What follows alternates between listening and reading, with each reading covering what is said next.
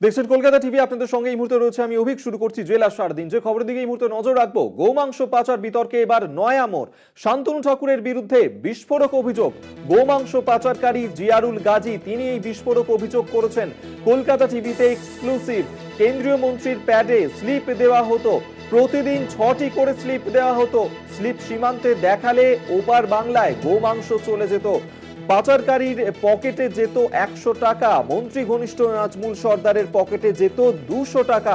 এমনটাই দাবি করেছে ওই গোমাংস পাচারকারী জিয়ারুল গাজী। আপনাদেরকে আরেকবার জানিয়ে রাখবো এই মুহূর্তে বড় খবর, যেখানে ফের একবার এই বিস্ফোরক মন্তব্য করেছে এই জিয়ারুল। এই মুহূর্তে এই নিয়েই কথা বলবো। বসিরহাট থেকে সরাসরি সঞ্জিত চক্রবর্তী আমাদের সঙ্গে রয়েছেন প্রতিনিধি, বিস্তারিত জানবো। সঞ্জিত, যে অভিযোগ আমরা দেখেছিলাম যে এই সাংসদ শান্তনু ঠাকুর তার বিরুদ্ধে উঠেছিল, এবং সেই ঘটনাতেই গোমাংস পাচারের ঘটনাতেই এবার বিস্ফোরক অভিযোগ আনলো ওই পাচারকারী, কি বলেছে সে? হ্যাঁ দেখো, তুমি জানো এই গোমাংস পাচার নিয়ে ইতিমধ্যে সাংসদে মহামিত্রের বিশেষ করে টুইট, তারপরে যেভাবে তৃণমূল কংগ্রেস অর্থাৎ জেলা নেতৃত্ব নড়ে চড়ে বসেছে। ইতিমধ্যে যে অভিযোগ, এই জিয়ারুল গাজী অর্থাৎ তার বাড়ি হচ্ছে উত্তর 24 পরগনার স্বরূপনগর থানার যে ভারত বাংলাদেশ সীমান্তের যে বিথারি হাকিমপুর গ্রাম পঞ্চায়েত আছে তার মাঝের পাড়ায়, এবং সেই জিয়ারুল গাজীর মূলত অভিযোগ এই বিশেষ করে মন্ত্রীর প্যাড দেখালেই গোমাংস পাচারের ছাড় পেত, অর্থাৎ তিনি একেবারে অকপটে দাবি করেছেন। ইতিমধ্যে কিন্তু প্রশ্ন হচ্ছে, জিয়ারুল গাজী এতদিন কেন এই অভিযোগটা সামনে আনলেন না, কেন হঠাৎই এই অভিযোগ আনলেন? এর মধ্যে এই নিয়ে কিন্তু রীতিমতো রাজনৈতিক চাঞ্চল্য ছড়িয়েছে। এদের মধ্যে বিশেষ করে যার বিরুদ্ধে অভিযোগ, অর্থাৎ এই জিয়ারুল গাজী প্রথমে যে নামটা করেছে স্বরূপনগর, যে বিশেষ করে বিজেপি নেতা নাজমুল সর্দার, এবং এই গো পাচারের যে টাকা, যে 300 টাকা হতো, তার বরাদ্দ পেত 100 টাকা জিয়ারুল গাজী, অর্থাৎ যে মাংস নিয়ে ওপার বাংলায় পাঠিয়ে দিত, পাশাপাশি 200 টাকায় নাজমুল সর্দার, এবং নাজমুল সর্দারের টাকা কিন্তু তার ঘনিষ্ঠের কাছে পৌঁছে যেত, এবং প্রতিদিন 6টি করে স্লিপ কিন্তু ইস্যু করা হতো, এবং সেই স্লিপগুলো দিত কিন্তু বিশেষ করে ওই নাজমুল সর্দার অর্থাৎ মন্ত্রীর ঘনিষ্ঠ। প্রশ্ন হচ্ছে যে এই দীর্ঘদিন এই পাচার কতদিন থেকে চলছে, কিভাবে হতো বা কাদেরকে দেওয়া হতো, ইতিমধ্যে কিন্তু তদন্ত শুরু হয়েছে। পাশাপাশি এই নিয়ে কটাক্ষ করতে ছাড়িয়ে বিশেষ করে স্বরূপনগরের ভূমিপুত্র অর্থাৎ অশোকনগরের বিধায়ক নারায়ণ গোস্বামী, তিনি বলেছেন বারবার যে যেভাবে গোমাংস পাচারের স্লিপ দেওয়া হয়েছিল, তাহলে হাজার হাজার লক্ষ লক্ষ স্লিপ অর্থ ইস্যু করা হয়েছে। এর পিছনে কোন কারণ রয়েছে, কী কারণ রয়েছে, এর পিছনে কারা কারা রয়েছে নিয়ে কিন্তু তিনি একরাশ ক্ষোভ উগড়ে দিয়েছেন। পাশাপাশি রাজ্যের বিরুদ্ধে বারবার যেটা কেন্দ্র দাবি করছিল যে গরু পাচার সহ একাধিক পাচারে, সেই অভিযোগ তিনি উড়িয়ে দিয়ে তিনি বলেন যে বিশেষ করে গরু পাচার নিয়ে যখন একাধিক অভিযোগ আসছিল, বারবার তিনি এটা দাবি করেছেন যে ভিন রাজ্য থেকে গরু সীমান্তে আসছো, গরুর তো পাকনা হয়নি যে উড়ে উড়ে গিয়ে বাংলাদেশে গিয়ে পড়বে, এটাও তিনি কটাক্ষ করে দিয়েছেন। তাহলে কোনো একটা জায়গায় যে এই একটা যে বড় ধরনের মানে কাজ অর্থাৎ এই পাচারের সঙ্গে রয়েছে, সেটা কিন্তু তদন্ত হওয়া উচিত, এমনটা দাবি করেছেন অর্থাৎ উত্তর 24 পরগনার জেলা সভাধিপতি অর্থাৎ বিধায়ক নারায়ণ গোস্বামী। পাশাপাশি এই নিয়ে কিন্তু একরাশ ক্ষোভ উগড়ে দিয়েছে। এখন প্রশ্ন হচ্ছে, এই জিয়ারুল গাজী এতদিন কেন বলল না?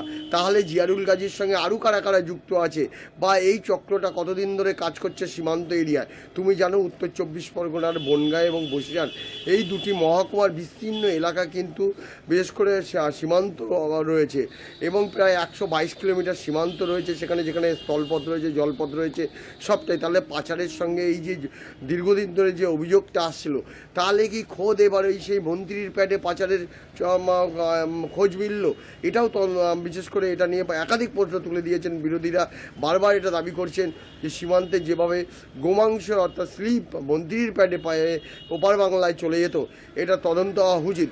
সব মিলে গোটা প্রক্রিয়ার ওপরে নজর রেখেছে প্রশাসন। ইতিমধ্যে জিয়ারুল গাজী একেবারে বিস্ফোরক অভিযোগ দাবি করেছেন, কিন্তু জিয়ারুল গাজী গতকালকে কিন্তু যে কথাটা বলল তার ঠিক 24 ঘন্টা পরে একেবারে ভোল বদলে একেবারে যে ঘটনা ঘটেছে, অর্থাৎ কীভাবে গো পাচার হতো অর্থাৎ গরুর মাংস পাচার হতো, সেটা কিন্তু একেবারে পুঙ্খানুপুঙ্খানু কিন্তু ক্যামেরার সামনে বলেছে।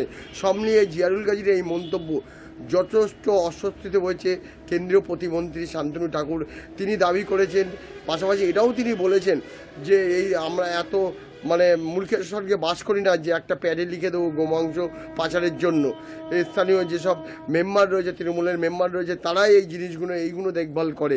সব মিলিয়ে কিন্তু অভিযোগ পাল্টা অভিযোগ, অর্থাৎ নতুন নয়া মোড় নিয়েছে, অর্থাৎ গোমাংস পাচারে যে নয়া মোড়, জিয়ারুল গাজী যেভাবে অকপটে স্বীকার করছে, রীতিমতো অস্বস্তিতে পড়েছে বিশেষ করে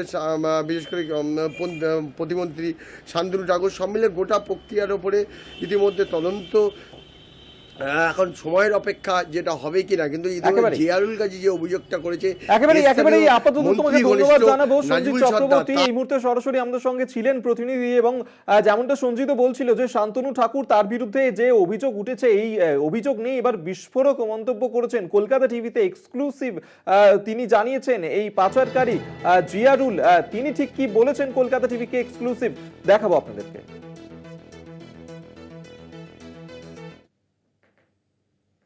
দুদিন পাই আমরা, সপ্তাহের মধ্যে 2 দিন পাই আমরা। আচ্ছা, কতজনকে দেয় প্রতিদিন? প্রতিদিন 6টা করে দেয়, হ্যাঁ, বিভিন্ন রকমের নামে দেয়। আমার তো এখন প্রতিটা স্লিপে 200 করে টাকা দিতে হয় নাজমুলকে? হ্যাঁ, 200 টাকা করে নেয় নাজমুল। আমাদের 300 টাকা, আমরা গরিব মানুষ, ওই এমপির নাম করে নিয়ে নেয়। এমপির নাম করে নাজমুল নেয়? হ্যাঁ, নাজমুল নেয়, 200 করে টাকা নেয় নাজমুল।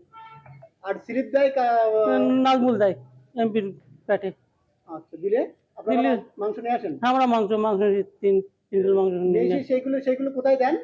আমরা দিয়ে দেয়, তাদের কাছে নিয়ে আসি, তাদের কাছে দিয়ে দিই। আমরা তো নাজমুল জোর করে নিয়ে গেছিল, বলছে এমপি তো ডাকছে, দেখি গেছিলাম আমরা এমপির কাছে।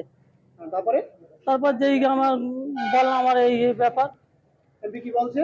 এমপি কিছু বলিনি আমাকে, এমপির সংবাদের মাধ্যমে বলেছিল, আমারও বলতে বলেছিল। আমি বললাম যে আমার খাওয়ার জন্য মাংস নিয়ে যাই, 3 কিলো মাংস এমপির পেটে। জোর করে বলতে বলেছিল? হ্যাঁ, জোর করে বলতে বলছিল নাজমুল সর্দার। নাজমুলকে ওই বিজেপি করে এমপি রিপ্রেজেন্টেটিভ। শান্তনু ঠাকুরের নামে বিস্ফোরক অভিযোগ মহুয়া মৈত্রের। সীমান্তে গোমাংস পাচারকারীদের ছাড়পত্র দিতেন শান্তনু ঠাকুর। কেন্দ্রীয় মন্ত্রীর প্যাডেই ছাপানো হতো ফর্ম, সেই ফর্মেই পাচার ছাড়পত্র। এবং পোস্টে অভিযোগ করেছেন তৃণমূল সাংসদের, এবং অভিযোগ অস্বীকার কেন্দ্রীয় মন্ত্রীর। জাতীয় মহিলা কমিশনের চেয়ারপারসন রেখা শর্মার বিরুদ্ধে পাজামা মন্তব্যের জেরে ন্যায় সংহিতার কোপে পড়েছেন মহুয়া মৈত্র। দায়ের হয়েছে এফআইআর। এই আবহে মহুয়ার হাতিয়ার গরু এবং গোমাংস পাচার। শান্তনু ঠাকুরকে কাঠগড়ায় তুলে আসরে কৃষ্ণনগরের তৃণমূল সাংসদ।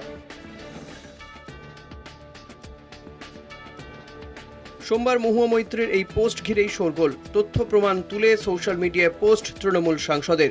বিএসএফ এবং স্বরাষ্ট্র মন্ত্রককে মেনশন করে পোস্টে অভিযোগ, শান্তনু ঠাকুরের লেটার হেড প্যাডে সীমান্তে গোমাংস বিনিময় ছাড়পত্র দেওয়া হয়েছে। কেন্দ্রীয় মন্ত্রীর সরকারি প্যাডে ফর্ম ছাপানো হয়েছে। ব্যাটালিয়নকে পাস ইস্যু করতে এই ফর্ম। এক্ষেত্রে 3 কেজি গোমাংস পাচারের জন্যই এই ছাড়পত্র। যদিও গরু পাচারের ঘটনায় এর আগে একাধিকবার বিএসএফকেই দায়ী করেছে রাজ্যের শাসক দল। খোদ অভিষেক বন্দ্যোপাধ্যায় অভিযোগ তুলেছিলেন, গরু বা কয়লা পাচারের টাকা সরাসরি দিল্লিতে যায়। এবার গরু পাচারের তথ্য প্রমাণ তুলে কেন্দ্রকে নিশানা মহুয়া মৈত্রের। তৃণমূল সাংসদকে পাল্টা উত্তর শান্তনুর। এটা পাচারের জন্য নয়, ওখানে একটা নাকা চেকিং আছে হাকিমপুরে, ওর ভেতরে যারা বাস করে তাদের হ্যারাসমেন্ট হয়। এটা আমাদের সেন্ট্রাল গভর্নমেন্টেরও দেখা উচিত। আর রাজ্য সরকারের যারা মেম্বার প্রতিনিধি আছে ওখানে টিএমসির, তারা নিজেদের প্যাডেও ওটা দিচ্ছে, আমাদের কাছে প্রমাণ আছে। মহুয়া মৈত্র না জেনে শিক্ষিত হয়ে অশিক্ষিতের মতো বক্তব্য দিচ্ছে। শান্তনু ঠাকুর ওপেনে প্যাডে গরু পাচার করবার জন্য দেবে, এটা নিরক্ষরের লক্ষণ, শুধু অশিক্ষিত নয়। বনগাঁতে যে বাংলাদেশ সীমান্ত, সেখানে যে অনেক রকমের অসাধু কাজকর্ম হয়, স্মাগলিং হয়, এবং সেখানে বিজেপির শান্তনু ঠাকুর সহ বিভিন্ন নেতার যুক্ত থাকার অভিযোগ পাওয়া যায়, এটা নতুন কিছু না। এরকম কথা ওই চত্বরে কান পাতলেই শোনা যায়। আর বর্ডারে দাঁড়িয়ে সেটা শান্তনু ঠাকুর হোক আর যে ঠাকুরই হোক না কেন, সে যদি এই ধরনের ইলিগাল কাজকর্ম, ভয়ঙ্করভাবে ইলিগাল কাজকর্ম করেন, তাকে তার বিরুদ্ধে তদন্ত করার ব্যবস্থা নেওয়ার সুযোগ তো মহুয়া মৈত্র দলের রয়েছে, সরকারের রয়েছে। তারা সেইগুলোকে না করে যদি খালি মিডিয়ার কাছে অভিযোগ করেন, তাহলে তো ধরে নিতে হবে যে তারাও এই সমস্যাটাকে জিইয়ে রেখে এটাকে নিয়ে একটা লেনদেনের রাজনীতি করছে। লোকসভা ভোটের ফল প্রকাশের পর একই বাংলায় মুখ পড়েছে বিজেপির। মহুয়ার পোস্টে খানিকটা হলেও অস্বস্তিতে বিজেপি। কলকাতা টিভি। জেলা সারাদিনে এখন সময় একটা ছোট্ট বিরতির। ফিরছি বিরতির পর, সঙ্গে থাকুন। জেলা সারাদিন নিয়ে ফিরে এলাম বিরতির পর। সন্দেশখালী মামলায় সুপ্রিম কোর্টে ধাক্কা রাজ্যের। যৌন হেনস্থা এবং জমি জবরদখল মামলায় সিবিআই তদন্তই বহাল থাকলো। সিবিআই তদন্তের স্থগিতাদেশ চেয়ে সুপ্রিম কোর্টে যায় রাজ্য। রাজ্যের আবেদন খারিজ সুপ্রিম কোর্টে। শেখ শাহজাহানকে কেন বাঁচাতে চাইছে রাজ্য? পাল্টা প্রশ্নের মুখে রাজ্য। সন্দেশখালী রেশন দুর্নীতি সহ 43টি মামলায় সিবিআই তদন্ত।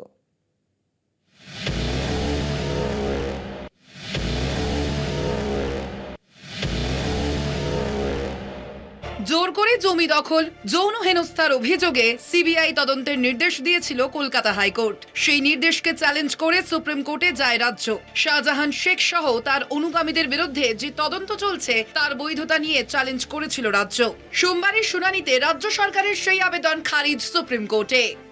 29 এপ্রিল লোকসভা ভোটের মধ্যে এই মামলার শুনানি হয় সুপ্রিম কোর্টে। রাজ্যকে গুরুত্বপূর্ণ কিছু তথ্য এবং নথি জমা দিতে বলে শীর্ষ আদালত। 2 সপ্তাহের সময় চেয়েছিল রাজ্য। আর্জি মেনে 3 মাস মামলার শুনানি পিছিয়ে দেয় সুপ্রিম কোর্ট। সোমবার 8ই জুলাই ফের সেই মামলার শুনানি হয়। সন্দেশখালী কাণ্ডে তদন্ত চালাবে সিবিআই, নির্দেশ সুপ্রিম কোর্টের। ব্যক্তিবিশেষের স্বার্থ রক্ষার জন্য রাজ্য কেন সুপ্রিম কোর্টে? 29 এপ্রিলের শুনানিতে প্রশ্ন তুলেছিলেন বিচারপতি বি.আর. গাভাই। সোমবার সুপ্রিম কোর্টের বিচারপতি গাভাই এবং বিচারপতি কে.ভি. বিশ্বনাথনের ডিভিশন বেঞ্চ রাজ্যের উদ্দেশ্যে প্রশ্ন করেন। সুপ্রিম কোর্টের প্রশ্নের মুখে রাজ্য। কেন রাজ্য সরকার সন্দেশখালী কাণ্ডে আলাদা করে আগ্রহ দেখাচ্ছে? শেখ শাহজাহানকে কেন বাঁচাতে চাইছে রাজ্য সরকার? কয়েক মাসে কেন কোনো পদক্ষেপ করেনি রাজ্য সরকার? এর আগেও হাইকোর্টে প্রশ্ন ওঠে কেন শাহজাহানকে বাঁচানোর চেষ্টা করছে রাজ্য। সুপ্রিম কোর্টেও ফের একই প্রশ্নের মুখে পড়ল রাজ্য সরকার। জানিয়ে তুঙ্গে রাজনৈতিক তরজা। কোর্টকে আমরা যথাযথ সম্মান করি, কিন্তু এটাও তো ঘটনা। আপনারা সংবাদ মাধ্যমে দেখিয়েছিলেন যে সন্দেশখালীতে আসলে কি হয়েছিল। বিজেপির মন্ডল 2 নম্বর সভাপতি, সন্দেশখালী মন্ডল 2-এর সভাপতি, তিনি ভাইরাল ভিডিও দেখা গিয়েছিলেন যে প্রকাশ্যে বলছিলেন যে আমরা ভেতরের থেকে যেটা করতে পারি বাইরে থেকে শুভেন্দু দেখে সেটা করিয়ে দিল। কি ক্যাপাসিটি দাদা! তৃণমূল কংগ্রেসের একটা নিজস্ব ধারাবাহিকতা আছে, ধারাবাহিকতা বজায় রেখে যারা প্রতিবার সুপ্রিম কোর্টে যায় নিজেদের অপরাধ থেকে মুখ লোকাতে, কেন্দ্রীয় তদন্তকারী সংস্থার তদন্ত বন্ধ করতে, চোরেদের বাঁচাতে, ডাকাতদের বাঁচাতে। সন্দেশখালীর ঘটনা গোটা দেশের মানুষ জেনেছে আপনাদের মাধ্যমে। প্রকৃত ঘটনাটাকে আড়াল করার জন্য তৃণমূল বিজেপি উভয় পক্ষ মানুষকে ভুল বোঝানোর চেষ্টা করছিল। সন্দেশখালীতে রেশন দুর্নীতি মামলার তদন্তে গিয়ে আক্রান্ত হন ইডি আধিকারিকরা। সেই ঘটনা থেকে শিরোনামে উঠে আসে সন্দেশখালী। জমি জবরদখল থেকে নারী নির্যাতন, ধর্ষণের অভিযোগ, সমস্ত অভিযোগের কেন্দ্রবিন্দুতে ছিলেন শেখ শাহজাহান। প্রায় 2 মাস বেপাত্তা থাকার পর গ্রেপ্তার হয় শাহজাহান। গ্রেপ্তার হয় তার শাগরেদরাও। এরপর 10ই এপ্রিল সন্দেশখালীতে মহিলাদের ধর্ষণ, নির্যাতন এবং জমি দখলের মামলায় সিবিআই তদন্তের নির্দেশ দেয় হাইকোর্ট। শুধু যৌন নিগ্রহ এবং জমি দখলই নয়, একই সঙ্গে রেশন দুর্নীতি মামলাতেও ধাক্কা রাজ্যের। সন্দেশখালী রেশন দুর্নীতি সহ 43টি মামলায় সিবিআই তদন্তের নির্দেশ শীর্ষ আদালতের। কলকাতা টিভি। ব্যারাকপুরে পুজো কমিটি গঠনের প্রস্তুতি বৈঠকে উত্তেজনা। 12 নম্বর ওয়ার্ডের কাউন্সিলর এবং অনুগামীদের বিরুদ্ধে হেনস্থার অভিযোগ। হাতাহাতিতে আহত হয়ে একজনের মৃত্যুর অভিযোগ অস্বীকার কাউন্সিলরের। সিসিটিভি ফুটেজ প্রকাশ্যে। হৃদরোগে মৃত্যু অনুমান পুলিশের। পুজো কমিটি কার দখলে থাকবে? দুর্গাপুজোর প্রস্তুতি বৈঠকে উত্তেজনা। হাতাহাতির ঘটনায় মৃত তৃণমূল কর্মী। কাউন্সিলর ও অনুগামীদের হেনস্থার জেরেই মৃত্যু। মৃত তৃণমূল কংগ্রেস কর্মী 40 পার্থ চৌধুরী স্থানীয় একটি ক্লাবের মহিলা পরিচালিত পুজোর দখল নিতে 12 নম্বর ওয়ার্ডের তৃণমূল কাউন্সিলর মৌসুমী মুখোপাধ্যায়ের অনুগামীদের বিরুদ্ধে এক ব্যক্তিকে মারধর করার অভিযোগ ওড়িশি ক্লাবের পুজো দখল করতে চাইছেন 12 নম্বর ওয়ার্ডের তৃণমূল কাউন্সিলর মৌসুমী মুখোপাধ্যায়। রবিবার ক্লাবের পুজো কমিটির মিটিংয়ে 12 নম্বর ওয়ার্ডের কাউন্সিলর মৌসুমী মুখোপাধ্যায় পুজো কমিটির সম্পাদিকা হবেন বলে দাবি করেন, যা মানতে চাননি আগের পুজো কমিটির সদস্যরা। অভিযোগ তখনই কাউন্সিলরের অনুগামীরা ক্লাবের বাইরে বর্তমানে দায়িত্বে থাকা পুজো কমিটির সম্পাদিকা স্নিগ্ধা চৌধুরীর স্বামী পার্থ চৌধুরীকে হেনস্থা ও মারধর করে। ঘটনাস্থলেই অসুস্থ হয়ে পড়েন পার্থ চৌধুরী। পরে হাসপাতালে নিয়ে গেলে ওই ব্যক্তিকে মৃত বলে ঘোষণা করে চিকিৎসকরা। বলেছিল আমি এই পুজোতে থাকবো না, ঠিক আছে, সে আবার আসতেই পারে, তখন বলেছিল আসবো না, এখন আসতেই পারে, তো সেটা তো ভদ্রভাবে আসবে, যাদের নিয়ে আসবে তাদের তো ভদ্রভাবে নিয়ে আসবে। ধাক্কাধাক্কি রীতিমতন আমাদের মেয়েদের ধাক্কাধাক্কি করেছে, আমাদের বলেছে শাটার বন্ধ করে দেবো, বেরোতে দেবো না যতক্ষণ না কমিটি তৈরি হবে। আমরা এইটা বাপ্পা আর ছেলেগুলো, ওদের ছেলেরা সবাই করেছে 100 বার। সে তো আমাদের হেড ছিল, সে কেন ওদেরকে নিয়ে এলো? আর ওরা যাদের এনেছে সবাই সিপিএম পার্টি। এমনকি আমরা যখন বাইরে শুনতে পাচ্ছি মারপিট হচ্ছে, আমরা বেরোতে যাচ্ছি, বেরোতে দিচ্ছে না। যদিও অভিযুক্ত কাউন্সিলর সমস্ত অভিযোগ অস্বীকার করেছেন। না না না না, সম্পূর্ণ মিথ্যা কথা। ওই দুই পাড়ার দুটো মানুষ থাকে, দুই বাসিন্দা, তাদের ছেলেপিলে আর মহিলারা সব এসছে, আর পুরো ফ্যামিলি এসছে। এটা যেহেতু ফ্যামিলিগত পুজো, 2 বছর ধরে ওরা মহিলা বলে একটা ট্যাগ দিয়ে রেখেছে, আর কিচ্ছু না। এটা 1968 সাল থেকে পুজোটা আরম্ভ হয়েছে। কিচ্ছু না, কিচ্ছু না। তদন্তে দোষী সাব্যস্ত হলে বিচার আইনানুগ পথে চলবে বলে জানান ব্যারাকপুর পুরসভার চেয়ারম্যান উত্তম দাস। কোনটা সত্যি কোনটা মিথ্যা সেটা তো তদন্ত সাপেক্ষ। এখন একটা ছেলে, সে মিটিংয়েও ছিল না, তার ওয়াইফ ওরা ছিল, সে বাইরে দাঁড়ানো ছিল, তার মায়ের বক্তব্য অনুযায়ী তাকে নাকি কারা ডাকাডাকি করেছে, সেই হিসাবে টেনশনে স্ট্রোক হয়ে গেছে। এখন যাই হোক, আমরা অবশ্যই চাইবো এটা পুলিশি তদন্ত করে যদি কেউ দোষী সাব্যস্ত হয় তার বিচার আইনের মতো চলবে। এই ঘটনায় বিজেপির নিশানায় তৃণমূল। এবং এই যে বিষয়গুলো, এটা তো খুব হাড়হিম করে দেওয়ার মতন ঘটনা। ব্যারাকপুর আমাদের এই অঞ্চল বরাবর খুব শান্ত অঞ্চল, এই ধরনের এই ঘটনা এইখানে এটাই প্রমাণ করে যে কোথাও মানুষের নিরাপত্তা নেই। তো এই বিষয়গুলো আমরা সমস্তটা আমরা নজর রাখছি এবং আইনানুগ ভাবে যা যা ব্যবস্থা নেওয়া দরকার বা এই বিষয়গুলোতে যাতে কেউ ছাড় না পায় সেই বিষয়গুলো আমরা দেখব। ব্যারাকপুরে মৃত্যু রহস্যের সামনে এলো সিসিটিভি ফুটেজ। সম্ভবত হৃদরোগে আক্রান্ত হয়ে মৃত্যু অনুমান পুলিশের। ব্যারাকপুর থেকে শুভজিৎ সিং এর রিপোর্ট, কলকাতা টিভি। গণপিটুনের মতন ঘটনা রুখতে সম্প্রতি নবান্ন থেকে কড়া নির্দেশ দেওয়া হয়েছে পুলিশ প্রশাসনকে। জেলায় জেলায় পাঠানো হয়েছে গাইডলাইন, কিন্তু নির্দেশেই যেন সার। গণপিটুনির ঘটনা নিয়ন্ত্রণে ব্যর্থ পুলিশ। রাজ্যে আবারও গণপ্রহারে রক্তাক্ত বসিরহাটের মোমিনপুর দাসপাড়া এলাকার যুবক। অন্যদিকে গণপিটুনির জেরে আজগার মোল্লার মৃত্যুর ঘটনায় গ্রেফতার 2। সারছে না গণপিটুনির রোগ। পুলিশ প্রশাসন থেকে একাধিকবার প্রচারেও কাজ হচ্ছে না। নিজের হাতেই আইন তুলে নিচ্ছেন সাধারণ মানুষ। শেষতম উদাহরণ বসিরহাট। ছেলে ধরা সন্দেহে বেঁধে রাখা হয় এক যুবককে, চলে মারধর। যুবককে উদ্ধার করতে গিয়ে হেনস্থার শিকার হয় পুলিশ। ঘটনার জেরে উত্তপ্ত হয়ে ওঠে বসিরহাটের মোমিনপুর দাসপাড়া এলাকা। আমি তখন চিল্লাচিল্লি করেছি, দড়িয়ে আমি বাচ্চার দিকেও যাইনি, আমি দড়ি দিয়ে চিল্লে দেখে মানুষ, হ্যাঁ বাচ্চা নিয়ে যাচ্ছিল, একদম সরাসরি ওই কবর খোলার ওই জায়গায় বাচ্চা নিয়ে যাচ্ছিল। এবার আমার ভাইগুনা আসলে দুটো বাচ্চা। স্থানীয়দের অভিযোগ, ওই যুবককে তারা এলাকায় আগে দেখেননি। সোমবার একটি বস্তায় লজেন্স এবং খেলনা নিয়ে ছন্নছাড়াভাবে ঘুরে বেড়াচ্ছিলেন তিনি। তারপর হঠাৎ করে এলাকার দুটো বাচ্চার হাত ধরে টানাটানি করেন বলে অভিযোগ। বাড়ি ছিলাম না, আমি একটু অন্য জায়গায় ছিলাম, তো আমাকে হঠাৎ ফোন করলো যে এরকম একটা লোক পাওয়া গেছে। তো আমার ছেলেও ছিল, আমার নিজের ছেলেও ছিল, ও খেলা করছিল, বলে ওদের পাশে খেলনা নিয়ে খেলা দেখাচ্ছিল। এবার বাচ্চাদের এবার দুটো হাত ধরতে গিয়েছে, এবার চিল্লাচিল্লি করতে গিয়ে পাশের কারা ওই যে মহিলাটা ও সব দেখতে পেয়ে গেছে। এবার ডাকার পরে সব ছুটি আসলো, এসে ওই দুজনকে ধরলো। এরই মধ্যে রবিবার চোর সন্দেহে গণপিটুনির ঘটনায় দুজনকে গ্রেপ্তার করলো ভাঙড় থানার পুলিশ। থানা থেকে মাত্র ঢিল ছোড়া দূরত্বে বাজারের মধ্যে ভোরবেলা উদ্ধার হয় এক ব্যক্তির মৃতদেহ। পাশের একটি দোকানের সিসিটিভি ক্যামেরার ফুটেজে রহস্যের জট কাটে। ফুটেজে দেখা যায় আজগার মোল্লা নামে ওই ব্যক্তিকে পিটিয়েই মেরে ফেলা হয়েছে।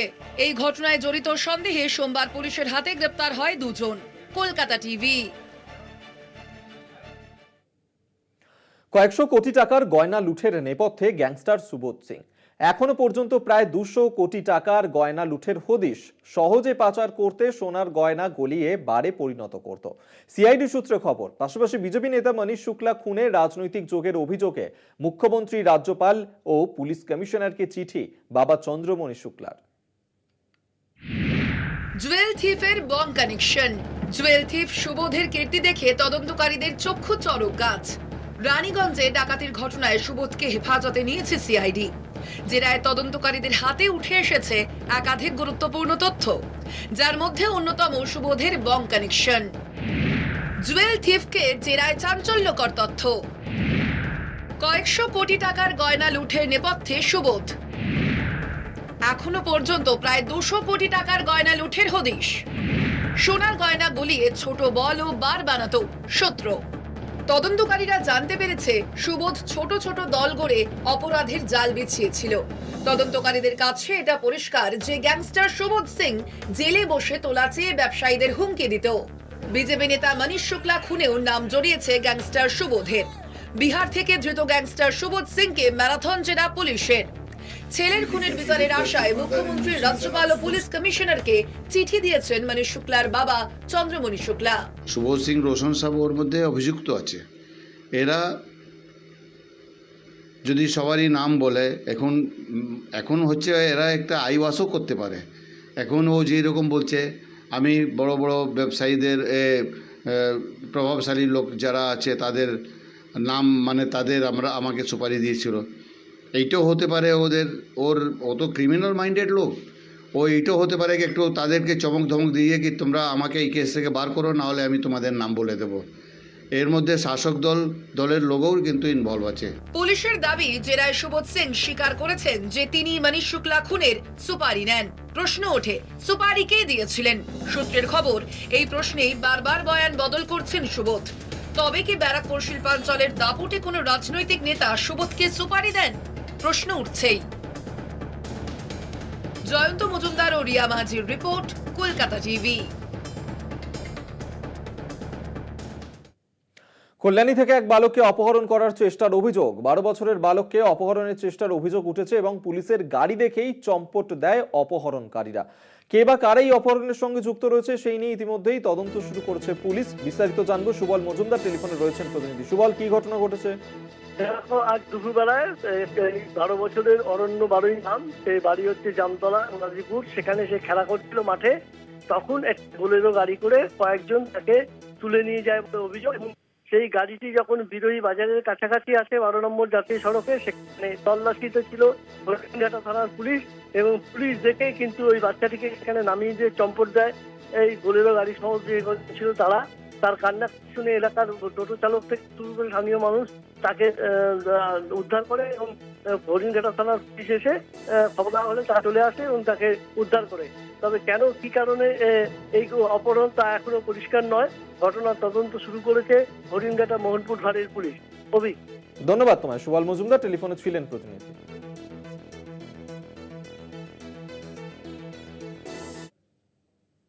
জেলা সারাদিন এই পর্যন্তই। দেখতে থাকুন কলকাতা টিভি, রাত দিন 7 দিন।